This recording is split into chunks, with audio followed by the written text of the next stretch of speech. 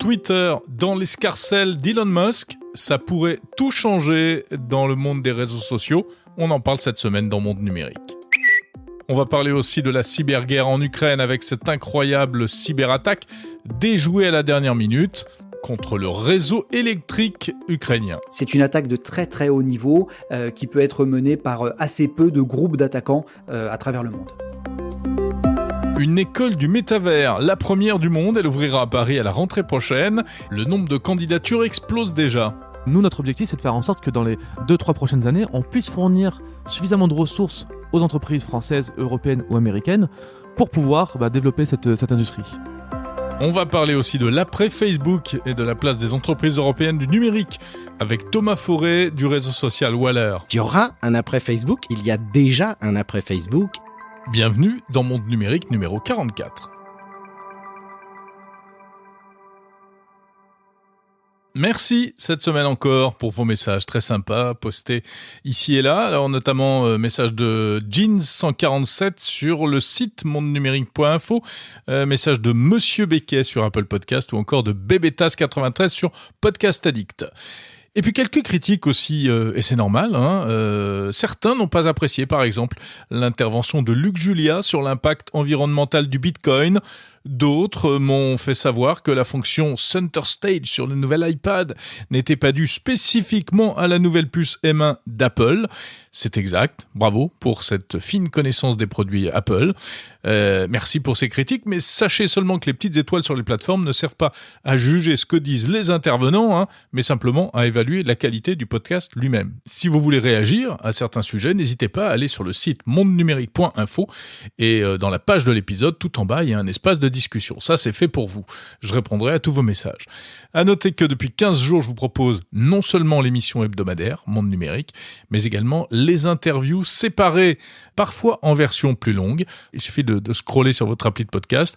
Donc, Monde Numérique, ça s'écoute comme vous voulez, soit d'une traite, soit sujet par sujet.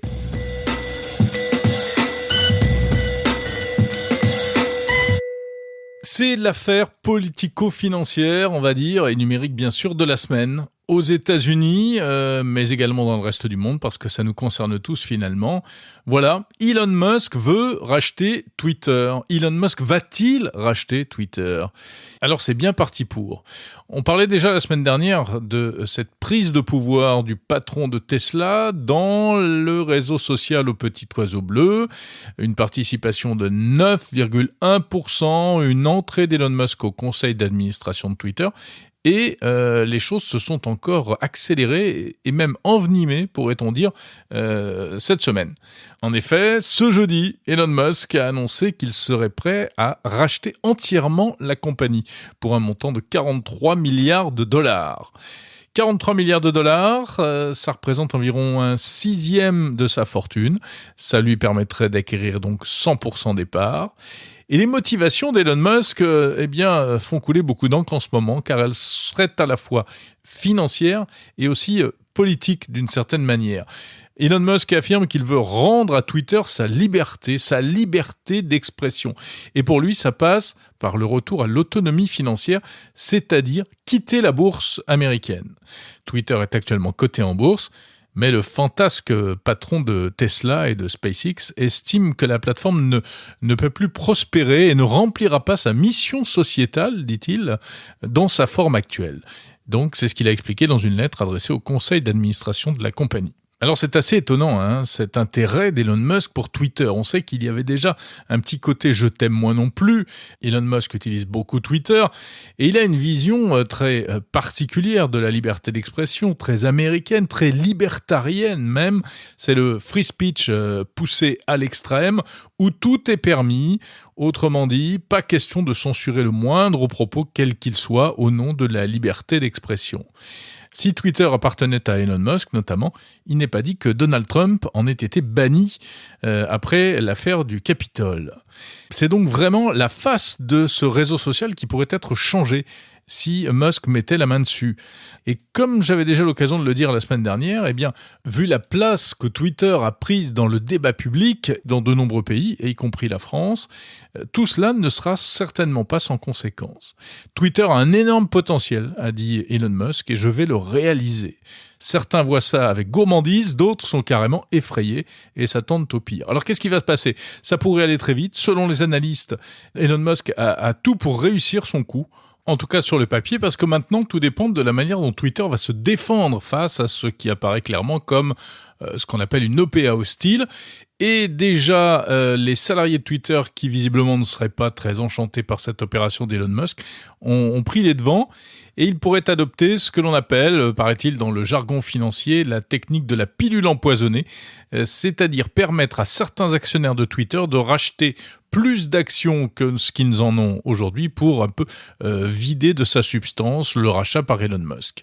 Voilà, tout cela est évidemment très compliqué. Il y a l'aspect financier, il y a aussi, on le répète, tout ce qui touche à l'influence de Twitter à travers le monde. Twitter, ça reste malgré tout un petit réseau social, 300 millions d'utilisateurs à travers le monde, mais une place symbolique extrêmement forte, peut-être plus forte que Facebook en termes d'échange d'idées, d'informations et de désinformations. C'est donc peut-être un tournant, cette affaire, un tournant dans l'histoire des réseaux sociaux, et on a hâte de voir la suite. WhatsApp. Faites-vous partie des quelques 800 millions d'utilisateurs de WhatsApp, dont 15 millions en France ? Si c'est le cas, eh bien, sachez que l'application se prépare à une vraie petite métamorphose. WhatsApp vient d'annoncer plein de nouveautés. WhatsApp qui appartient à Meta, on le rappelle. Alors, d'abord, c'est l'apparition de ce que le réseau social appelle les communautés. Les communautés, ce seront désormais des groupes regroupant d'autres groupes. Donc, c'est une histoire de groupe, en fait. Oui, l'idée, c'est que les groupes sur WhatsApp, qui sont très populaires, eh bien, pourront être rassemblés par thème. Par exemple, si vous avez plusieurs groupes de parents d'élèves pour vos différents enfants, eh bien, vous allez pouvoir grouper tout ça dans une seule et unique communauté. Et puis, il y aura des fonctions communes. Par exemple, des administrateurs de ces communautés pourront envoyer des messages à tous les membres à la fois.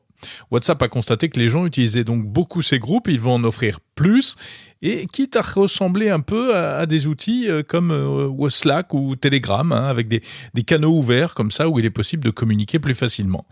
On peut imaginer toutes sortes de communautés, donc également pour des immeubles, des copropriétaires, ou bien même pour avec un aspect plus commercial, des restaurants pourront ouvrir des communautés, ou encore des associations humanitaires, etc. Pourquoi pas.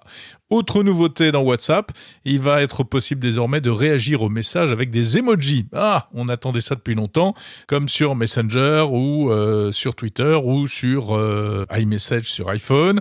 Au lieu d'envoyer vraiment un message, vous faites juste un petit like, un petit point d'exclamation, un petit cœur, etc. Ça permet d'exprimer une émotion sans véritablement écrire un message en entier. Autre nouveauté, la possibilité d'envoyer des documents jusqu'à 2 gigas, donc des vidéos, des choses comme ça, ce qui n'était pas le cas jusqu'à présent. Et puis, des fonctions supplémentaires pour les administrateurs de groupes qui pourront par exemple supprimer des messages problématiques dans un groupe de discussion. Car le revers de la médaille de tout cela, c'est que, il est très difficile de modérer les conversations sur WhatsApp puisque ce sont par définition des groupes privés. Et il y a eu d'ailleurs des dérapages dans certains pays, ce qui avait d'ailleurs conduit la direction de WhatsApp à prendre des mesures pour éviter des dérapages. Voilà, toutes ces nouveautés sur WhatsApp devraient être effectives dans les prochaines semaines.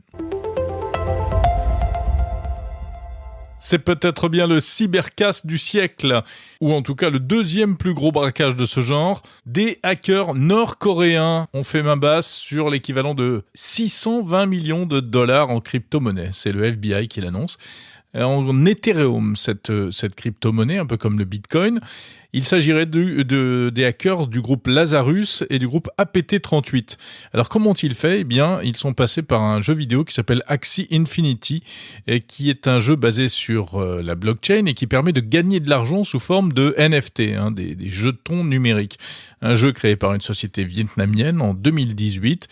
Mais ce jeu avait visiblement, et le réseau de ce jeu avait visiblement une faiblesse, car il utilisait en fait une blockchain latérale pour aller plus vite, pour que ça coûte moins cher, mais ce système était moins sûr et c'est par là que sont passés les hackers. Il faut savoir que la Corée du Nord est plutôt forte en matière de hacking informatique. Elle s'est déjà fait remarquer à plusieurs reprises, notamment en 2014 en piratant les studios Sony suite à un film qui avait déplu aux autorités de Corée du Nord, un film satirique sur la Corée du Nord. La Corée du Nord qui disposerait, selon les Américains, de plusieurs centaines ou plusieurs milliers de hackers sur place, mais également répartis dans plusieurs pays d'Asie.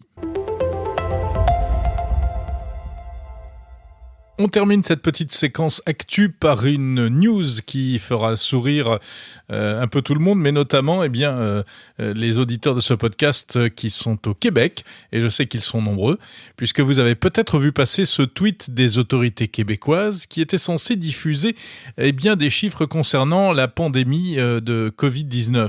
Mais il y avait un petit problème, c'est que le lien figurant dans le tweet renvoyait en réalité vers un site pornographique. Il renvoyait vers le site Pornhub. Alors, les autorités s'en sont rendues compte, ont supprimé rapidement le tweet, se sont excusés et ont expliqué qu'il y avait eu un malentendu. Ils ont parlé d'une situation hors de contrôle. Et en réalité, ce qui s'est passé, c'est que les autorités québécoises ont utilisé une URL raccourcie, c'est-à-dire une compression en fait de l'adresse internet du site web. Ce sont, on le sait, des services qui génèrent ces URL raccourcis, qui sont donc illisibles en fait, mais qui sont très courtes, c'est l'avantage pour les réseaux sociaux, sauf que il manquait un caractère, il y a un caractère, une lettre qui a dû sauter lors d'un copier-coller, et du coup, le raccourci ne correspondait plus du tout au site vers lequel il devait renvoyer initialement, et au contraire, il envoyait vers Pornhub. Voilà, ce sont les aléas du web, ça arrive quelquefois, ça n'aura pas duré très longtemps, ça a fait rigoler tout le monde, et ça restera peut-être dans les annales.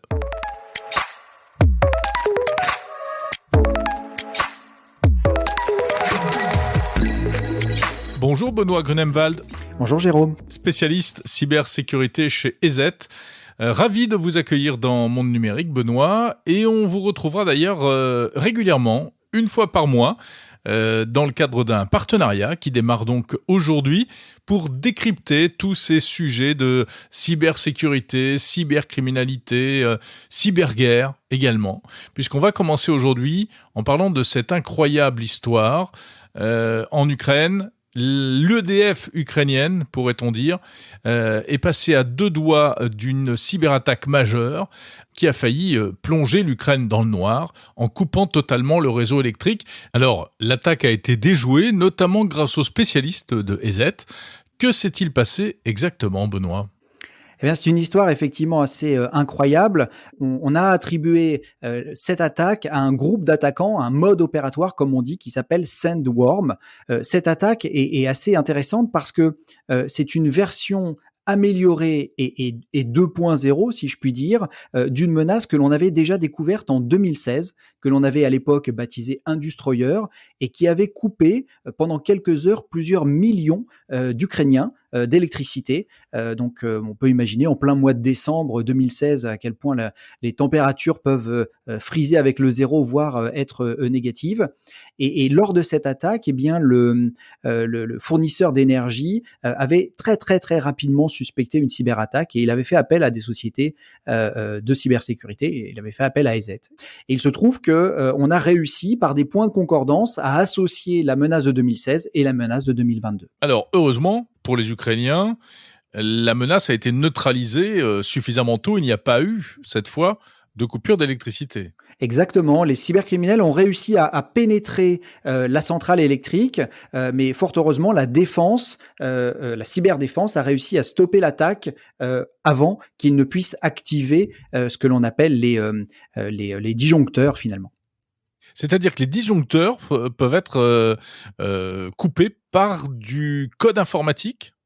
En fait, ils sont aujourd'hui pilotés par des logiciels, par des ordinateurs, et c'est ce que l'on appelle l'environnement industriel. Et cet environnement industriel, s'il y a encore quelques années, était principalement piloté par des humains, par des mains qui allaient activer ou pas des leviers. Eh bien, aujourd'hui, on fait tout cela depuis un centre de contrôle, et ce centre de contrôle, bien entendu, est géré par ordinateur. Benoît, quelle est la différence entre ce type de code malveillant et un virus que je peux ramasser sur mon ordinateur? C'est la même chose? C'est un code malveillant qui est extrêmement plus sophistiqué. Alors pour plusieurs raisons. La première raison, c'est que nos ordinateurs sont connectés à Internet de manière assez simple, alors qu'on imagine bien qu'une partie industrielle, ça peut être une usine de production de voitures, ça peut être une usine de traitement de l'eau, ça peut être une usine de production d'énergie, comme dans ce cas. Eh bien, la partie qui est industrielle est, elle, déconnectée d'Internet, normalement déconnectée d'Internet. Et pour pouvoir accéder à cette partie, eh bien, il faut passer plusieurs points de contrôle, si je puis dire, et montrer patte blanche. Et donc, c'est encore plus difficile de se cacher quand on est un logiciel malveillant pour atteindre cette partie industrielle. Ça, c'est le premier point. Et puis, le deuxième point, c'est que les ordinateurs qui pilotent les éléments industriels sont des ordinateurs assez standards. Ils utilisent des systèmes d'exploitation comme vous et moi. Mais par contre, ils discutent avec des éléments industriels, donc notamment les disjoncteurs. Et ces disjoncteurs-là ont un langage spécial que l'on appelle ICS, Industrial Control System.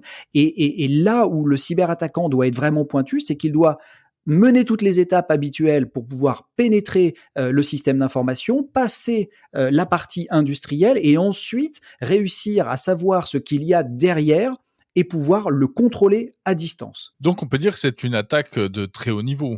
C'est une attaque de très très haut niveau qui peut être menée par assez peu de groupes d'attaquants à travers le monde.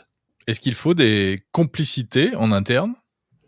On peut imaginer des complicités dans les différentes attaques que l'on décortique. La plupart du temps, on n'en trouve pas forcément. Ça me rappelle d'ailleurs une histoire où un employé de chez Tesla, la plus grosse usine aux États-Unis, avait été soudoyé par un agent externe qui lui avait proposé $1 million pour introduire une clé USB dans l'usine. Et celui-ci avait eu un excellent réflexe. Il avait refusé l'offre et il avait dénoncé la personne qui lui avait fait cette offre et cette personne a été du coup arrêtée. Donc, il est possible qu'il y ait des aides de la part de personnes qui travaillent dans l'usine. Maintenant, la plupart du temps, les cybercriminels sont assez futés, soit pour y arriver sans aide intérieure, soit pour utiliser quelqu'un à son insu. Et c'est ce qui peut nous arriver quasiment tous les jours avec l'hameçonnage. Quand vous avez un email d'hameçonnage, on vous dit cliquez ici pour mettre à jour vos coordonnées bancaires. Vous le faites de bonne foi, mais en fait, c'est pas l'utilisateur légitime, la banque qui vous le demande. Merci beaucoup, Benoît Grunemwald de la société EZ. Merci.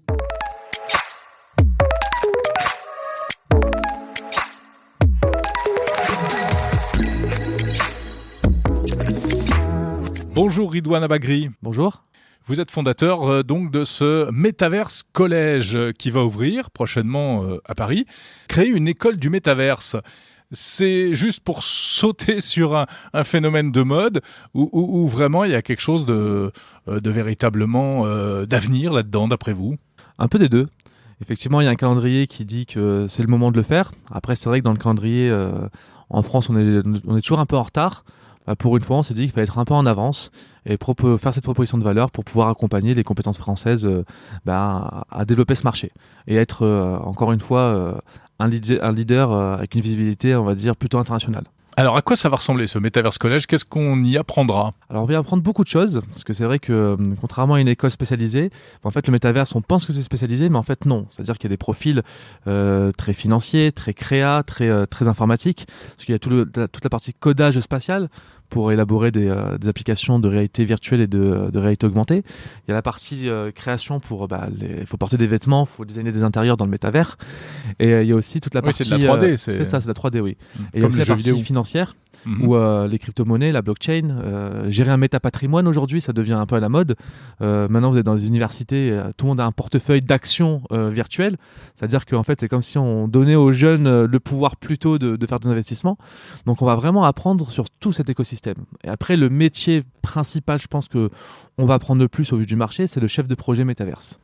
Qui consistera pour les entreprises à mettre en place un métaverse ou de se relier à un métaverse pour développer leur image ou leur croissance ou leur marché. Parce que qu'est-ce que vous voyez comme perspective justement d'emploi et d'activité économique dans le métaverse ? Je pense qu'on va être on commence à être sur un gros marché économique parce qu'en fait, c'est vrai que ce mot métaverse, il regroupe un écosystème dormant depuis certaines années, ou caché, je dirais plutôt, parce que c'est vrai qu'il y en a beaucoup des crypto-monnaies, ça existe depuis longtemps maintenant, des applications de réalité virtuelle par l'industrie du jeu vidéo aussi.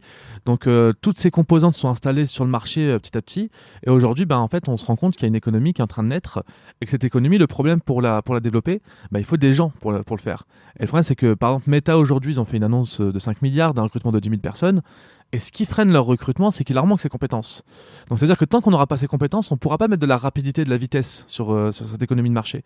Donc, nous, notre objectif, c'est de faire en sorte que dans les 2-3 prochaines années, on puisse fournir suffisamment de ressources aux entreprises françaises, européennes ou américaines pour pouvoir développer cette industrie. Pour une fois, vous l'avez dit, prendre le train dès le départ, dès la sortie de la gare. J'espère que l'écosystème français nous permettra de réussir ce pari.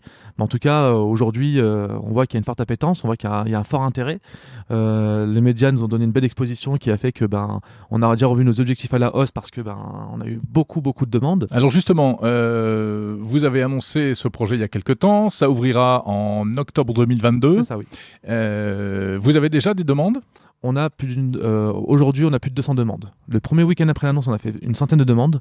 Donc, ça a été le gros pic. Et là, on est entre 5 et 10 demandes par jour, actuellement. Par jour. Alors que notre site n'était même pas encore indexé sur Google. Donc, c'était vraiment du pur ricochet médiatique. Et vous prévoyez de prendre combien d'étudiants ? Là, pour l'instant, on a revu à la hausse. On se dit, on peut, l'infrastructure qu'on a, une centaine d'étudiants. Parce que grâce à la visibilité qu'on a eue, on a beaucoup de formateurs spécialisés dans ce domaine qui nous ont contactés.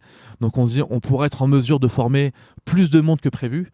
Et après, si on voit qu'on a encore plus de ressources d'ici octobre et qu'on a encore plus de demandes, on rééquilibrera. On est un peu une start-up école, un peu en mode flexible.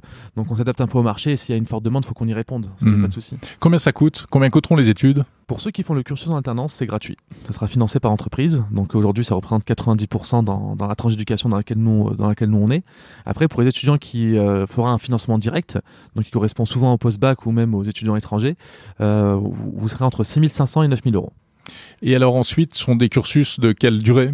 Alors, entre 1 an, 2 ans ou 5 ans. C'est-à-dire 1 an pour le Bac plus 3, 2 ans pour le MS. On est en train de faire, parce qu'on a une grande demande d'actifs, d'avoir une formation sur 1 an pour les reconversions. Et après, il y aura les cycles bachelor sur 3 ans. Et après, ceux qui font le cycle bachelor MS, ça sera sur 5 ans. Et donc, vous prenez des postulants à partir de quel niveau ? Alors, pour cette première rentrée, à partir du Bac plus 3. Et pour la rentrée d'après, à partir du Bac plus 1, donc dès le post-bac.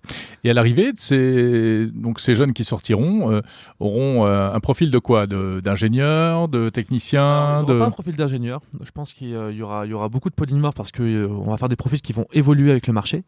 Je pense que les premiers profils qui vont sortir, ce sera des chefs de projet. Après, il y aura beaucoup de techniciens, un peu les plombiers du numérique, ceux qui vont coder spatialement toutes ces applications. Il y aura tous les promoteurs, il y aura tous les créateurs. Donc, je pense pas qu'on sortira des profils ingénieurs qui sont encore plus techniques sur certains sujets, mais on sortira vraiment des profils avec plusieurs compétences multiples. On sait que, donc, vous l'avez dit, Meta a prévu d'embaucher 10 000 professionnels dans toute l'Europe. C'est ça, oui. Est-ce que les autres entreprises seront également demandeuses, d'après vous ? Elles sont déjà demandeurs. Elles sont déjà demandeurs parce que même sur des postes en alternance, on ne pensait pas qu'il allait avoir autant de demandes. Donc il y a beaucoup de demandes sur la data analyst, etc., liées au métavers, sur aussi de la chefferie de projet. Mais je pense que les entreprises sont au rendez-vous plutôt que prévu. Et ça, c'est plutôt bien parce que ça veut dire qu'ils mettent des investissements dès maintenant. Donc ça veut dire que même les entreprises ont cette volonté de ne pas rater le train. Et ça, je trouve que c'est une première en France parce que, en général, à chaque fois qu'il y a une révolution technologique en France, les entreprises du CAC 40 ont toujours été à la ramasse. Ça c'est l'histoire qui le dit. Et là, pour une fois, je trouve que ils sont au rendez-vous. Donc espérons que ça continue, qu'ils sont pas juste en mode on est curieux, on va voir ce que ça donne, on veut tenter avec un petit emploi ou deux. Mais je pense que s'ils financent aussi s'ils boostent ce marché de l'emploi, quoi qu'il arrive, nous ça nous attirera plus d'étudiants, il y aura plus de profils et il y aura plus de technologies en France. Et le progrès, on gardera le leadership, ça c'est sûr. Donc selon vous, il y a un véritable avenir au métaverse? Pour moi, il y a un avenir, il y a déjà même un vrai présent. Et ceux qui doutent de tout ça, ceux qui aussi remettent en question, on sait par exemple que le métaverse et la protection de l'environnement, c'est pas le mariage d'amour, a priori. Oui, mais après, honnêtement, dans le progrès, il y a toujours des paris à faire, des avantages et des inconvénients. Après, l'environnement, si vous voulez, par exemple, une école de métaverse, un exemple tout bête, ça limite des déplacements énormes. Ça limite des déplacements internationaux, ça limite aussi beaucoup de choses qui sont liées à la vie sociale des étudiants. On disait un peu ça d'Internet aussi au début, et puis finalement on se rend compte que rien ne vaut les rencontres en Sauf réel. qu'un métaverse, vous pouvez être à Pékin, à New York, à Paris, être dans la même salle et parler avec une personne comme si elle était à côté de vous, sans que personne se déplace. Donc je pense que sur l'organisation professionnelle, sur différents sujets, ça apportera quand même un gros bénéfice. Après, ça limitera pas d'autres problèmes, mais malheureusement le progrès, c'est toujours un peu comme ça. Internet l'a démontré, l'iPhone l'a démontré. Donc ça, je pense pas qu'on peut y échapper. Après, il faut juste que chacun remplisse son rôle. Je pense que nous, à notre hauteur, en tant qu'école, notre rôle, c'est de faire en sorte que ces compétences existent sur le marché, qu'on puisse les fournir. Après, il y a l'État, il y a des associations, il y a des ONG, il y a des entreprises. Si chacun remplit son rôle, tout devrait bien se passer ou mieux se passer. Le fait qu'Emmanuel Macron ait parlé de créer un métaverse français, ça va dans votre sens? Ça vous moi, ça va dans mon sens. Je trouve que c'est très bien qu'il annonce ça. Je pense que c'est aussi un très bon argument de campagne. Donc, je pense qu'il faudra juste voir le comment.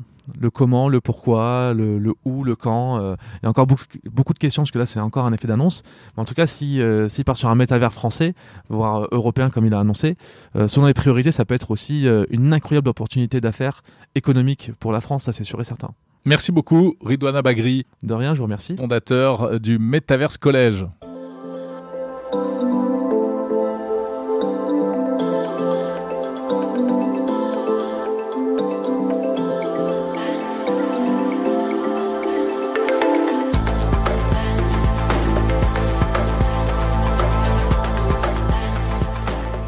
Bonjour Thomas Forêt. Bonjour Jérôme Colombin. Rebonjour, parce que vous aviez déjà été invité dans Monde Numérique il y a quelques mois et je suis ravi d'être à nouveau dans vos locaux, ici au siège de Waller, qui est une plateforme française de réseau social professionnel.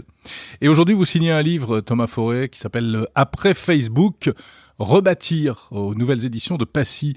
L'après Facebook, on est déjà dedans en fait. Oui, c'est pas dans l'avenir. L'après Facebook, pour moi, c'est d'abord une façon de dire, ça a été une façon de dire que le projet de Waller, parce que évidemment je parle de la naissance de Waller et de tous les enjeux face auxquels nous sommes dans ce livre, que ce projet Waller n'est pas un anti-Facebook, parce qu'on m'a dit pendant très longtemps, on m'a dit mais oui finalement c'est un anti-Facebook, et je crois pas qu'on puisse construire de bons projets quand on est contre quelque chose, quand on est anti quelque chose. En revanche, clairement nous nous sommes bâtis dans cette idée de construire une plateforme sur Internet, une plateforme de communication, un réseau social qui protège les gens.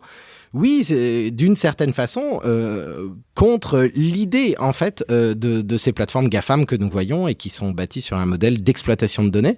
Alors moi, je préfère parler d'après Facebook parce que je pense que d'abord l'avenir est absolument à écrire en la matière et qu'il y aura un après Facebook et qu'il y a déjà un après Facebook. Tous ces gens qui ferment leurs comptes, tous ces gens qui se posent les bonnes questions sur l'exploitation de leurs données ou même la sécurisation de leurs données, Waller est une réponse à ça. En tout cas, moi, c'est vraiment l'aventure que j'ai décidé de mener, non pas contre, mais pour dessiner et inventer quelque chose de très actuel. Alors, inventer quelque chose de nouveau, mais quoi et de quelle manière exactement ?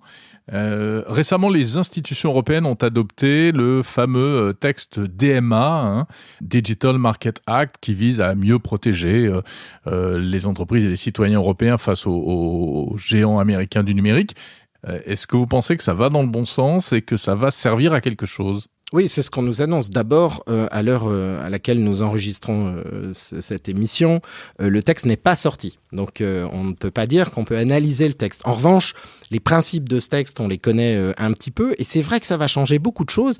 Le principe de ce texte, c'est vraiment de légiférer sur tous les services qui sont rendus par les plateformes géantes du web, on va dire ça comme ça. On peut penser à Apple, à Microsoft, à Google. Ouais, enfin, c'est quand même bien ciblé GAFAM. C'est très ciblé GAFAM. Big Tech américaine. Et tant mieux. Ça va les obliger, par exemple, à faire de l'interopérabilité dans les messageries, pouvoir parler d'un iOS jusqu'à Messenger Facebook. Bon, c'est un exemple. On a du mal à imaginer ça aujourd'hui. Oui, hein. c'est vrai. Parce que c'est quand même des univers très fermés. WhatsApp, Messenger. Ouais. Pourtant, dans le passé, ça a beaucoup existé. Quand on avait ICQ, je ne sais pas si vous vous souvenez. Tout à fait, mais ça s'est arrêté là, on va dire. C'est vrai. Et moi, je trouve que, bon, si ça s'applique, ce sera évidemment formidable pour le citoyen. Hein, ça, c'est la première chose. D'autres exemples, le DMA, normalement, va permettre aussi plus d'ouverture en matière de concurrence et d'accès, en fait, notamment aux applications mobiles. Les stores, en fait, ne pourront plus être simplement entièrement fermés. Comme l'App Store. On pense à l'App Store, bien sûr. Et d'après ce que l'on comprend, Apple devra permettre le téléchargement d'applications en dehors de son store, ce qui est évidemment leur tordre le bras, hein, puisqu'ils ont une politique de fermeture et de contrôle de tout ce qui s'y passe très très ferme. On rappelle quand même que l'Europe, c'est quand même le premier marché des GAFAM. Donc il y a un moment, c'est quand même absolument normal que ces entreprises privées étrangères se conforment à nos lois. Et certes, ils doivent un peu flipper, mais ça serait quand même la moindre des choses que d'appliquer des réglementations sur des marchés qui leur rapportent beaucoup. Alors ça, c'est un point de vue que vous défendez en tant qu'Européen, en tant que citoyen, mais aussi en tant qu'entrepreneur. C'est bon pour des entreprises comme la vôtre, ce DMA. Oui, c'est bon. Je vais vous dire pourquoi. Nous, on développe une application mobile qui est évidemment déployée sur les stores d'Apple et Android, Play Store. Et on a vu Google. Maintenant, Google surveille beaucoup plus qu'auparavant toutes les publications d'applications mobiles. Et ces gens-là nous imposent des façons de faire. Je vais vous donner un exemple. Nous, quand on a sorti la multimodalité de connexion sur notre application mobile, on a permis à certains de nos utilisateurs de se connecter par ce qu'on appelle du SSO. Donc, vous savez, quand vous cliquez sur un bouton « Me connecter avec Google »,« Me connecter avec Microsoft » ou autre. Eh bien, dès lors qu'une application Apple a ce genre de mécanisme, elle doit implémenter obligatoirement la connexion via Apple. Donc, on a été obligé d'implémenter la connexion via Apple. Donc, c'est-à-dire que ces règles-là, elles transforment aussi nos produits si elles sont trop fermées. Et l'idée là, c'est d'ouvrir pour permettre une concurrence plus sereine et moins à leur entier service, déjà qu'on fait beaucoup. Oui, et puis avec un partage des revenus, un partage de la valeur plus équitable. Oui, c'est ça. Il y a aussi l'idée de pouvoir choisir le mode de paiement sur les applications mobiles. Encore une fois, aujourd'hui, quand vous publiez une application mobile sur l'App Store, vous devez passer, si vous faites payer, par le Apple Pay. Ce qui sera plus nécessairement le cas. Oui. Alors la défense d'Apple, c'est de dire oui, mais vous vous rendez pas compte, l'environnement d'Apple est safe, comme on dit, il est sûr, il est sécurisé, il n'y a pas trop de virus, il n'y a pas trop d'escrocs, parce que c'est fermé. Et là, ça va être un peu ce qu'on voit quand même sur Android, où il y a plus de problèmes de ce genre. Oui, c'est vrai. Et bien, des sociétés se développeront pour sécuriser les applis mobiles de nos citoyens. Je veux dire, à tout problème, une solution. Mais il me paraît important et fondamental aujourd'hui de trouver des moyens de régulation de ces géants qui ont une puissance bien trop importante. Alors, le DMA, donc, c'est une bonne nouvelle pour vous, oui. Pour les Européens, on va dire. Et puis, il y a un autre texte, un accord aussi qui est arrivé quasiment au même moment, qui va être le remplacement de ce qu'on appelle le Privacy Shield, c'est-à-dire un accord entre les États-Unis et l'Europe qui permet des transferts de données, ça concerne surtout les entreprises, de l'Europe vers les États-Unis. Avant, ça existait, puis il y a eu le RGPD qui a imposé des règles, et donc la justice européenne a estimé qu'il n'y avait plus l'équivalent en termes de sécurité juridique côté américain. Ils ont arrêté le Privacy Shield, donc tout d'un coup, on s'est retrouvé un peu...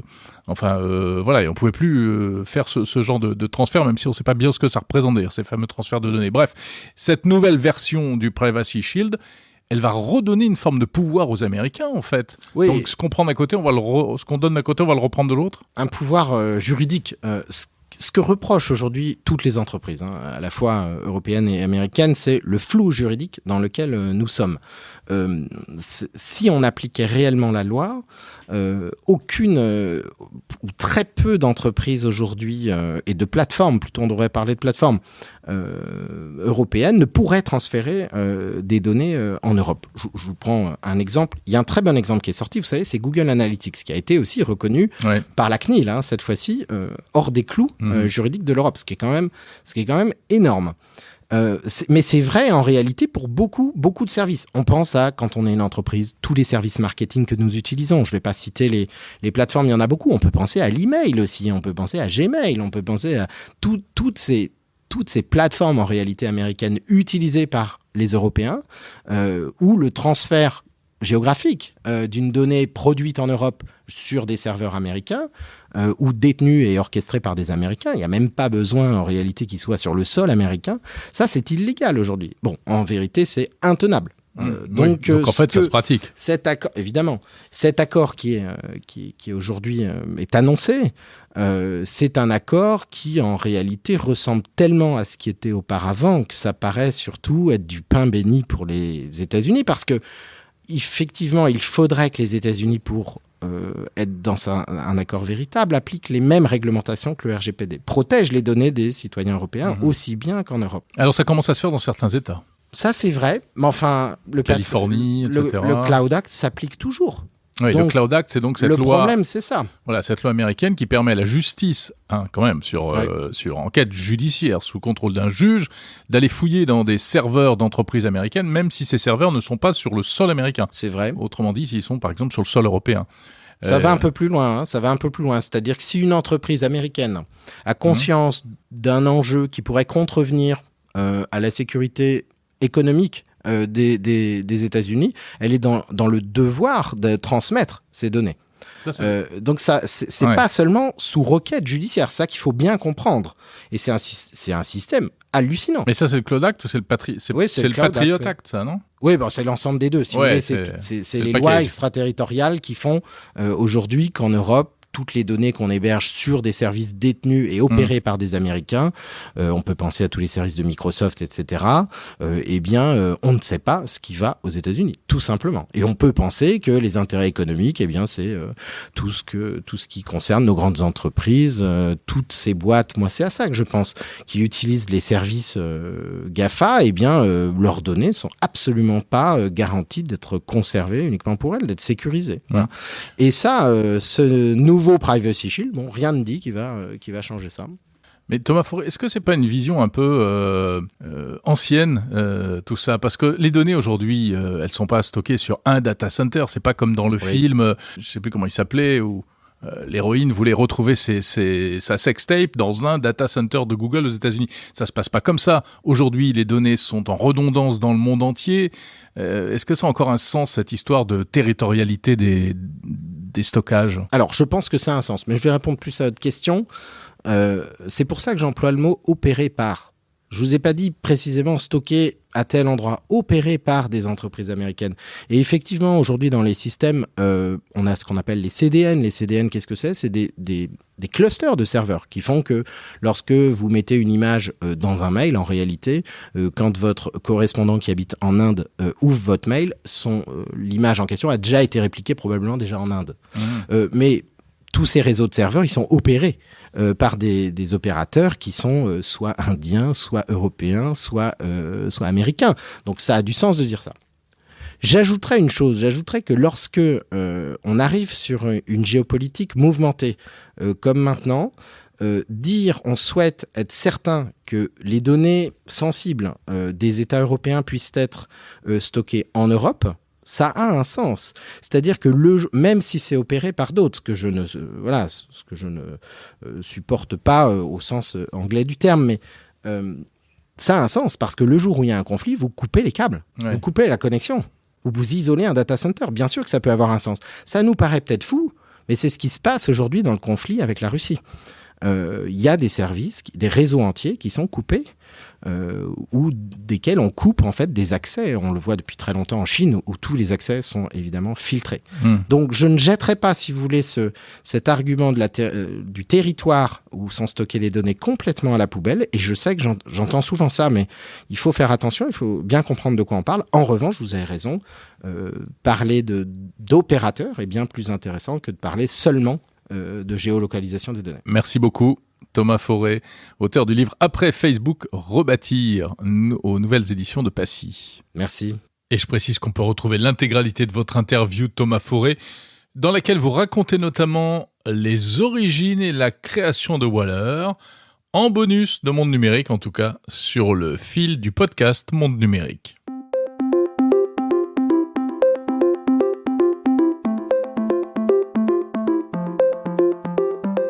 C'est la fin de ce 44e épisode de Monde Numérique. Merci de l'avoir suivi et merci pour votre fidélité épisode après épisode. Vous êtes de plus en plus nombreux à écouter ce podcast et vraiment, je vous en remercie. Continuez à noter ce podcast, les petites étoiles et aussi les commentaires pour dire aux autres auditeurs pourquoi vous écoutez Monde Numérique. Et puis n'hésitez pas non plus à m'envoyer vos suggestions de sujets, de reportages, d'interviews, etc. Je suis très heureux chaque semaine de passer ces 40 minutes en votre compagnie, de préparer ces reportages et ces interviews pour vous qui écoutez. Je vous salue, à samedi prochain.